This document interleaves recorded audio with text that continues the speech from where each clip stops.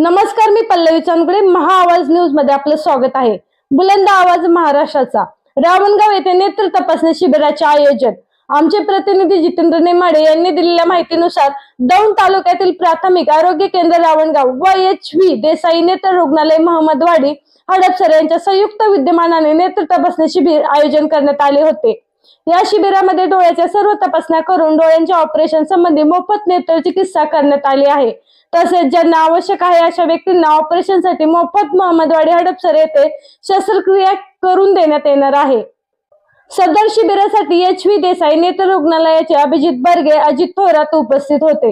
तसेच त्यांच्या सहकार्यासाठी प्राथमिक आरोग्य केंद्रातील स्टाफ मोठ्या संख्येने उपस्थित होता. मोहन पांढरे, वैद्यकीय अधिकारी रावणगाव, ऐश्वर्या वनवे, औषध निर्माता धनंजय बगाडे, दिलीपराव जगदाळे, आप्पा धायतोंडे, अनिता छत्रीकर, हनुमंत अडसूळ, संगीता साळवे हे सर्व उपस्थित होते.